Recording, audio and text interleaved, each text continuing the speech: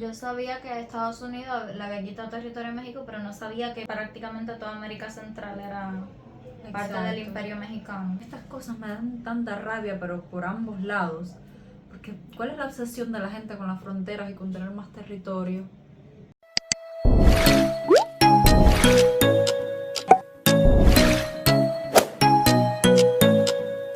Hola pepillos y pepillas, nosotros somos Susi y Lili y estamos nuevamente reaccionando a un video de México. La auditoría de un imperio, cómo México perdió la mitad de sus territorios. Sabemos que esto es un tema bastante sensible porque bueno, nadie quiere perder sus territorios en una guerra que ni siquiera estaba buscando.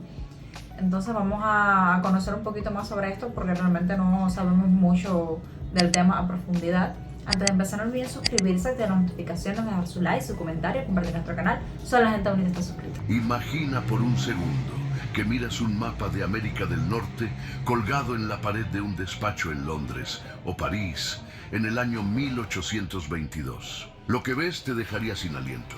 No ves a los Estados Unidos dominando el continente. Lo que ves es un coloso llamado Imperio Mexicano, una superpotencia territorial que nacía desde las selvas de Costa Rica y Panamá, subía por todo el centro del continente y se extendía hacia el norte hasta tocar las fronteras del actual Oregón. Estamos hablando de casi 5 millones de kilómetros cuadrados, un territorio más grande que toda la Europa occidental junta. Sin embargo, si avanzamos la cinta tan solo 30 años, más de la mitad de ese mapa se ha evaporado. Desapareció. Para el ojo inexperto, esto fue una tragedia militar o una serie de batallas desafortunadas. Pero si aplicamos una auditoría histórica rigurosa, la realidad es mucho más fría y calculadora. Lo que le ocurrió a México no fue solo una guerra. Fue la mayor reestructuración forzada de activos en la historia de la geopolítica. Fue el colapso de una holding imperial que tenía demasiada tierra, muy poco capital de giro y una competencia feroz dispuesta a ejecutar la hipoteca. Hoy vamos a abrir los libros contables de la historia para entender cómo México pasó de ser el dueño del vecindario a luchar por su mera supervivencia. Pero antes de abrir este expediente y realizar nuestra auditoría, nos encantaría saber desde dónde nos escuchas y si ya eres parte de la comunidad de Conexiones Históricas. Tu suscripción es el capital que mantiene viva esta producción. Ahora sí, comencemos. Para entender la quiebra, primero debemos entender la fortuna. ¿Cómo diablos acumuló México tanto territorio en primer lugar? La respuesta no está en 1821, sino 300 años antes, en lo que podríamos llamar la oferta pública inicial del Imperio Español. Cuando Hernán Cortés toma Tenochtitlán en 1521, España no solo conquista una ciudad, adquiere el sistema tributario más eficiente de las Américas. Fue una adquisición hostil que proveyó el flujo de caja necesario para financiar una expansión agresiva. La Ciudad de México se convirtió en la sede corporativa del Virreinato de Nueva España. Desde allí, como una multinacional insaciable, comenzaron a anexar territorios. Hacia el sur enviaron a Pedro de Alvarado para asegurar la franquicia de América Central, Guatemala, Honduras, El Salvador, integrándolas bajo la administración mexicana por pura eficiencia. Yo sabía que Estados Unidos le había quitado territorio a México, pero no sabía que prácticamente toda América Central era parte del Imperio Mexicano. De eso me estoy enterando ahora, la verdad. Hacia el norte, impulsados por la fiebre de la plata y el miedo a que los rusos o británicos bajaran desde el Ártico, expandieron las fronteras hacia el desierto. Texas, Nuevo México, California, no eran tierras pobladas, eran activos especulativos. España plantaba una misión religiosa o un presidio militar solo para decir, esto es mío, aunque no tuviera gente para llenarlo. Cuando México declara su independencia en 1821, se aplica un principio legal romano, el uti possidetis juris. Básicamente, como poseías, seguirás poseyendo. El nuevo imperio mexicano heredó automáticamente todas las escrituras de propiedad de España. Heredaron el palacio completo, desde las playas del Caribe hasta las montañas rocosas del norte. En el papel eran ricos, eran los dueños absolutos de América del Norte y Central. Pero cualquier auditor sabe que hay una diferencia abismal entre tener activos y tener liquidez. México había heredado el mapa, sí, pero también había heredado una deuda masiva, una administración corrupta y, lo más peligroso de todo, unas fronteras inmensas que eran imposibles de vigilar. El mundo miraba con envidia este mapa colosal, sin saber que, en realidad, estaban mirando a un gigante con los pies de barro. Es que claro, si al fin y al cabo dice que en esas tierras no eran prácticamente habitadas por nadie, es muy fácil entonces que alguien llegue y las reconquiste de nuevo. Claro. Si no asientas personas ahí es por gusto. Sí, es que a mí me extraña que Rusia a día de hoy siga teniendo la cantidad de territorio que tiene. Ahora, imagino que también por el tema del frío es difícil No hay que, conquistarlo. me imagino que donde tienen fronteras sí está muy habitado, o sea, la parte cerca de la frontera sí está habitado y ya lo que está vacío es lo que está para el Ártico Sí. y, ¿sabes? Pero es realmente algo súper difícil que un país llegue a tomar esta extensión territorial. Incluso ellos después de tener la Unión Soviética y todo, pero es que es una cantidad de territorio muy difícil de mantener sin que te lo vuelvan a reconquistar. A punto de enfrentar su primera gran crisis de liquidez en la frontera sur. La primera grieta en el balance general de esta inmensa corporación estatal apareció casi de inmediato y no vino del norte, sino del sur. En 1823, el primer imperio mexicano, dirigido por Agustín de Iturbide, colapsó bajo el peso de su propia inestabilidad política. Fue un momento de vacío de poder, lo que en términos corporativos llamaríamos una crisis de gobernanza en la junta directiva. Las élites de América Central, en Guatemala, San Salvador, Honduras, Nicaragua y Costa Rica, habían aceptado unirse a México 2 años antes buscando estabilidad y protección monárquica. Pero al ver que la Ciudad de México se hundía en golpes de Estado y caos republicano, hicieron un cálculo rápido de costo-beneficio. El retorno de inversión de ser mexicanos era negativo.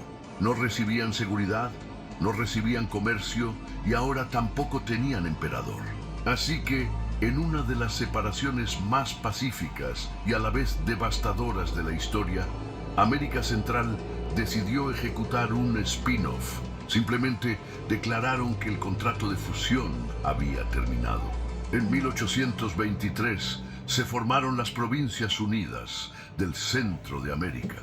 México, debilitado y sin fondos para enviar un ejército a través de la selva para obligarlos a quedarse, tuvo que aceptar la pérdida. De un plumazo, el país perdió millones de kilómetros cuadrados y su acceso estratégico al istmo. La única excepción fue Chiapas, un territorio que históricamente pertenecía a la administración guatemalteca, pero que a través de un referéndum decidió permanecer como accionista del proyecto mexicano. Fue la única victoria en medio de una liquidación masiva de activos sureños. Pero si la pérdida del sur fue un divorcio administrativo, lo que estaba a punto de suceder en el norte sería un robo a mano armada.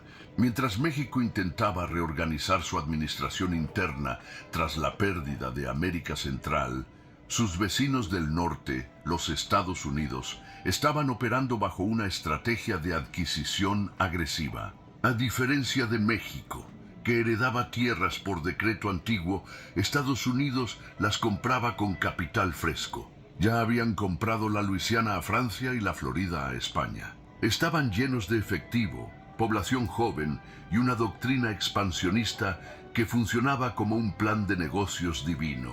El destino manifiesto. Miraban hacia el oeste y veían el territorio mexicano del norte no como un país soberano, sino como un mercado subexplotado. El gobierno mexicano sabía que el norte era su talón de Aquiles. Los estados de Coahuila y Texas eran vastos desiertos despoblados, imposibles de defender contra las tribus comanches y apaches. Para solucionar esto, México cometió un error de cálculo fatal. Decidió tercerizar la colonización. Invitaron a inmigrantes anglosajones a asentarse en Texas, con la condición de que fueran leales a México y católicos. Pensaron que estaban contratando gerentes para cuidar la finca. En realidad, estaban invitando a los futuros dueños a dormir en la sala. Para 1830, la demografía había cambiado radicalmente. En Texas, había 10 veces más colonos estadounidenses que mexicanos. Estos nuevos inquilinos trajeron consigo dos cosas que el gobierno central de México no podía tolerar: el protestantismo y la esclavitud, que México... Eso estaba viendo, que México casi no tiene ni siquiera porcentaje de población negra porque no tuvieron esclavitud. Porque prácticamente los españoles cuando llegaron lo que hicieron fue como colonizar a los propios nativos porque eran nativos fuertes, no como en Cuba que no pudieron colonizar a los nativos porque eran débiles y enseguida empezaron a morir de las enfermedades. Pero entonces México, aparte de que casi no llevaron esclavos, también abolieron la esclavitud bastante pronto. Entonces me parece increíble que sea parte de la historia que un territorio que habían, por así decirlo, alquilado, lo vinieron a profanar con todo lo que ellos habían dicho que no querían. Cuando el presidente Antonio López de Santa Anna decidió centralizar el poder y eliminar la autonomía federal para poner orden en las cuentas del país, los tejanos vieron la excusa perfecta para romper el contrato. No fue solo una rebelión por libertad, fue una disputa sobre derechos de propiedad, específicamente la propiedad de esclavos y tierras. El conflicto estalló en 1836. La narrativa popular estadounidense recuerda el Álamo como una epopeya heroica de libertad, but bajo nuestra lente financiera fue una maniobra dilatoria en una adquisición hostil. Santa Anna, actuando como un CEO autoritario que intenta sofocar una huelga sindical violenta, marchó hacia el norte con un ejército mal equipado y hambriento. Aunque ganó en el Álamo, cometió el error de subestimar a su competencia. En la batalla de San Jacinto, las fuerzas tejanas capturaron a Santa Anna en una operación que duró menos de 20 minutos. Imagina la escena: el presidente de México, el jefe del Estado, capturado y obligado a firmar el Tratado de Velasco a cambio de su vida. En ese documento reconocía la independencia de Texas. Aunque el gobierno mexicano en la capital desconoció inmediatamente el tratado, alegando que fue firmado bajo coacción, el daño estaba hecho. Texas se convirtió en una república independiente de facto, funcionando como una empresa startup que buscaba ser adquirida por una corporación más grande, los Estados Unidos. Durante la siguiente década, México mantuvo la ficción contable de que Texas seguía siendo suyo, una provincia rebelde que pronto recuperarían. Era un activo que figuraba en los libros, pero que no generaba nada más que gastos militares y vergüenza nacional. Pero esta negación de la realidad impidió que México viera la verdadera amenaza que se avecinaba. No se trataba solo de Texas. En Washington, un nuevo presidente llamado James K. Polk había llegado al poder con una obsesión. Quería los puertos de California para conectar el comercio americano con Asia. Polk miró el mapa, vio la debilidad financiera y militar de México y decidió que no quería comprar solo una parte. Quería realizar una oferta pública de adquisición hostil sobre todo el lino de síntesis norte del continente. La pérdida de América Central había sido un ajuste administrativo. La pérdida de Texas había sido una humillación regional. Pero lo que estaba a punto de comenzar en 1846 no sería una escaramuza fronteriza. Sería una guerra total de conquista, diseñada para forzar a México a una liquidación de activos tan brutal que redibujaría el mapa mundial para siempre. Y todo comenzaría con una mentira sobre un río y una patrulla perdida. La disputa era técnicamente absurda, pero legalmente conveniente. México sostenía que la frontera de Texas terminaba en el río Nueces. Estados Unidos, habiendo absorbido los reclamos de los tejanos, insistía en que la frontera llegaba mucho más al sur, hasta el río Bravo. Entre esos dos ríos había una franja de tierra de nadie. En 1846, el presidente Polk envió tropas deliberadamente a esa zona gris. Sabía exactamente lo que hacía. Estaba provocando un incumplimiento de contrato para justificar una intervención. Cuando una patrulla mexicana disparó contra los soldados estadounidenses que habían entrado en su territorio, Polk corrió al Congreso con su eslogan de marketing preparado: "Sangre americana ha sido derramada en suelo americano". La guerra que siguió no fue un conflicto entre pares. Fue el choque entre una potencia industrial en ascenso y un estado en bancarrota técnica. Lo fácil que se provoca una guerra cuando lo haces porque te conviene. Es el meme, es Estados Unidos toda la vida, de que le tira un cuchillo y dice, oh no, ese conejo tiene un cuchillo, y lo mata. Básicamente así. Siempre hacen eso. Estados Unidos tenía cañones modernos, suministros constantes y una economía en auge. México tenía un ejército valiente pero mal alimentado. Generales que peleaban entre sí por el poder político en la capital y un tesoro nacional vacío. Fue una adquisición hostil, ejecutada con una precisión brutal. Los estadounidenses no solo atacaron el norte, bloquearon los puertos para asfixiar el flujo de caja de México y desembarcaron en Veracruz, siguiendo la misma ruta de Hernán Cortés 3 siglos antes. Para 1847, lo impensable sucedió. Las tropas estadounidenses llegaron al Valle de México. La batalla por la capital fue sangrienta y traumática. En el castillo de Chapultepec, los cadetes del colegio militar, adolescentes en realidad, decidieron luchar hasta la muerte antes que rendirse, creando el mito fundacional de los niños héroes. Pero el heroísmo no paga deudas de guerra. El 14 de septiembre, la bandera de las barras y las estrellas ondeó sobre el Palacio Nacional en el Zócalo. La Junta Directiva de México había perdido el control total de la empresa. El país estaba ocupado, la moral destrozada y la anarquía amenazaba con disolver la nación por completo. Bajo la amenaza de que Estados Unidos anexara todo México, el gobierno interino no tuvo más opción que sentarse a negociar los términos de la liquidación. El 2 de febrero de 1848 se firmó el Tratado de Guadalupe Hidalgo. Este documento es esencialmente el acta de defunción del Gran México. En él, México cedía formalmente la Alta California, Nuevo México, Arizona, Nevada, Utah y partes de Colorado y Wyoming. La transacción fue humillante. Estados Unidos pagó $15 millones por más de la mitad del territorio mexicano. Para ponerlo en perspectiva, pagaron menos por todo ese inmenso territorio que lo que habían ofrecido años antes solo por California. También perdonaron $3 millones en deuda que ciudadanos mexicanos debían a estadounidenses. Fue una venta de garaje a punta de pistola. México conservó su soberanía sobre el núcleo central y sur del país, pero perdió el 55% de su superficie. La holding sobrevivió, pero quedó mutilada, reducida a una fracción de su potencial original.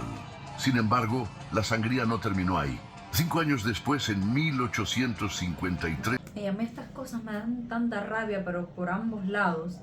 Porque, ¿cuál es la obsesión de la gente con las fronteras y con tener más territorio?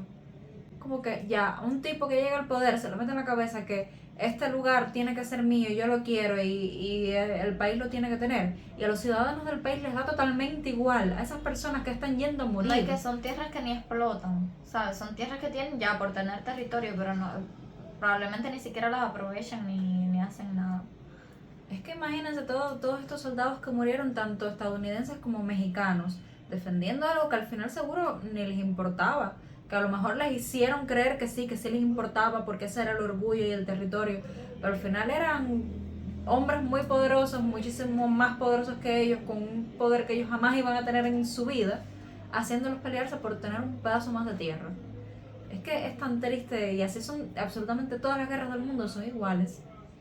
Me parece muy triste que le laven tanto la cabeza a las personas del ejército, que crean que de verdad vale la pena irse a morir por algo que a ti no te beneficie.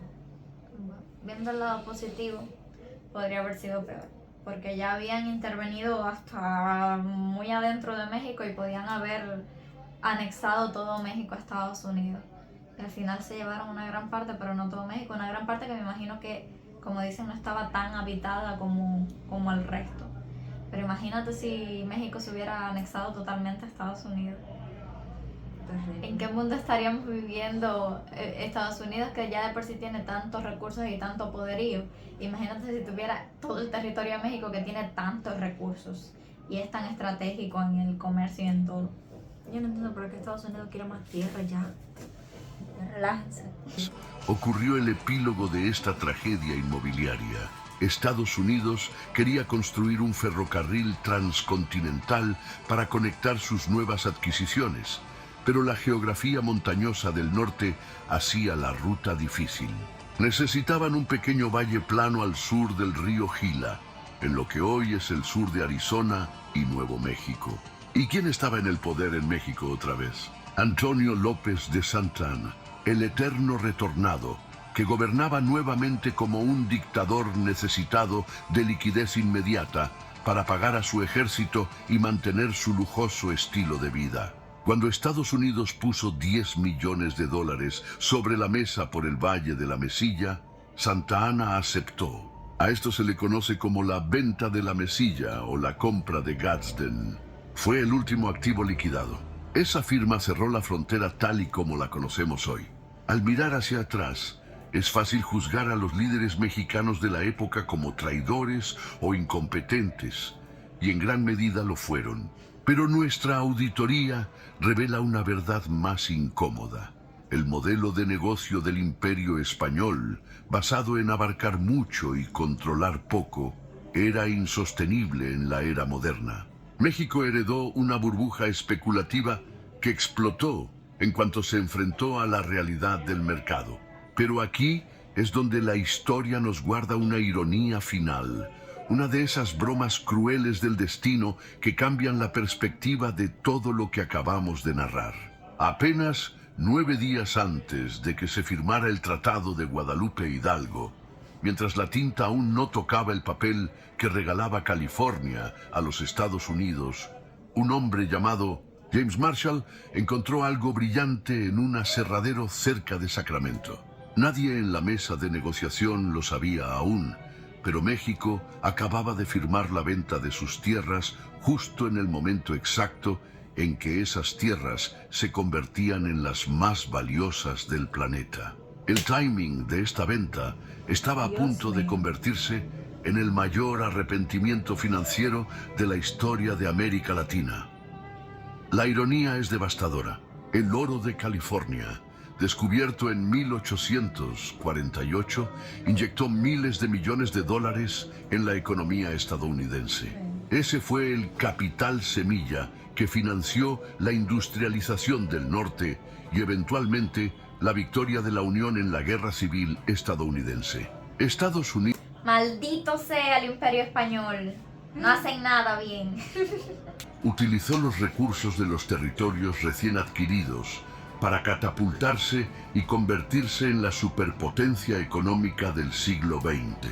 México, por su parte, se quedó con $15 millones que se evaporaron pagando deudas viejas y con la amarga sensación de haber vendido el boleto de lotería ganador justo antes del sorteo. Sin embargo, nuestra auditoría histórica no puede terminar solo con lamentos. Debemos mirar el balance final. Al perder esos territorios inmensos e ingobernables, México fue forzado a mirar hacia adentro.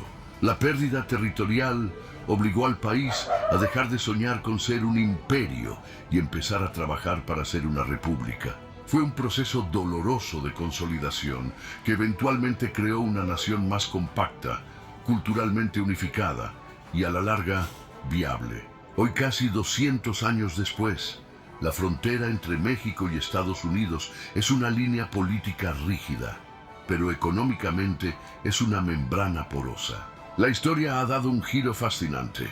California, Texas y Arizona, aquellos activos liquidados, dependen hoy vitalmente de la mano de obra, el comercio y la cultura mexicana. Los Ángeles es, en la práctica, la segunda ciudad con más mexicanos del mundo. La integración económica a través del comercio ha borrado en los libros contables lo que la guerra trazó en los mapas. La lección de esta gran auditoría imperial es clara.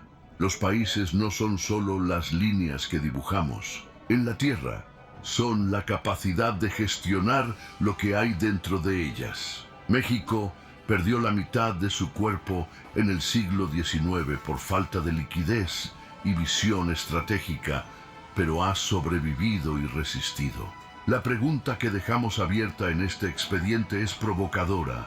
Si el territorio se define por quién lo habita y quién lo trabaja, ¿realmente perdió México ese norte para siempre o estamos viendo hoy una reconquista demográfica y económica silenciosa que ningún tratado puede detener?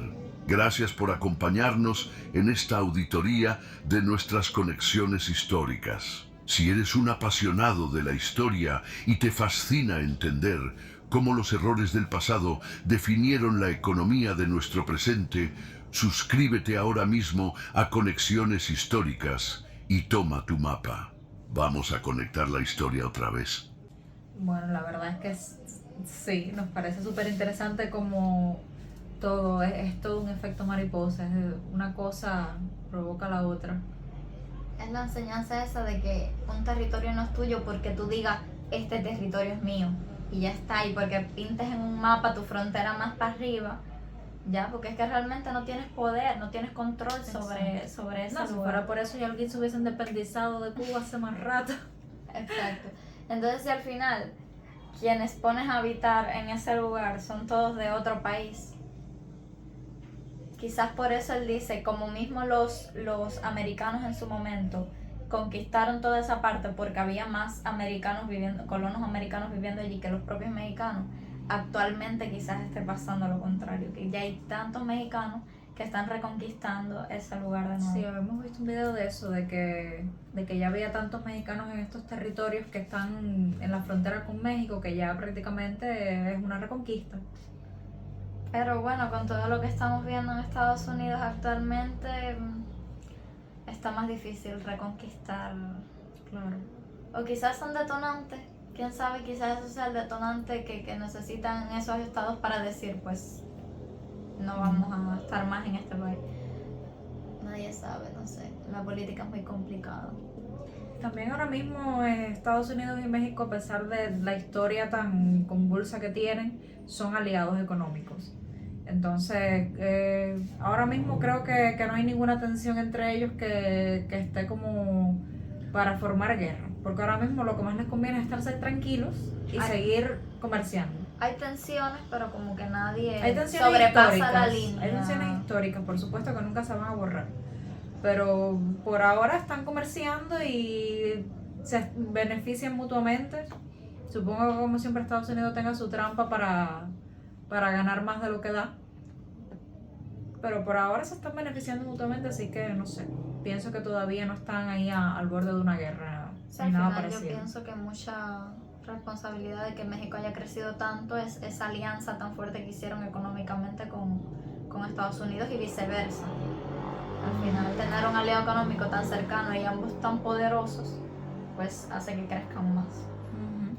Pero bueno, comenten qué ustedes piensan de este tema. Y realmente aprendimos muchas cosas que no sabíamos. Esto de California es una locura, porque realmente es cierto que una gran parte de la riqueza de Estados Unidos actualmente se la debe a ese hallazgo que hicieron en el momento oportuno. Dios mío. Qué dolor, de verdad. Terrible. Y yo pienso que al final hubiera habido el presidente que hubiera, era muy difícil que pudieran evitar que Estados Unidos tomara todo ese territorio. Sí, es que es lo que él dice, ya una vez perdieron el control y abarcaban mucho, pero controlaban poco. ¿Qué iban a hacer? No podían resistirse, porque se lo llevaban completo, se llevaban el país completo. Tremendo. Comenten qué piensan de esto. Y bueno, esperamos que les guste el video. No olviden suscribirse, dejar su like, comentar, compartir nuestro canal que nos ayuda muchísimo. Nos vemos en el próximo video.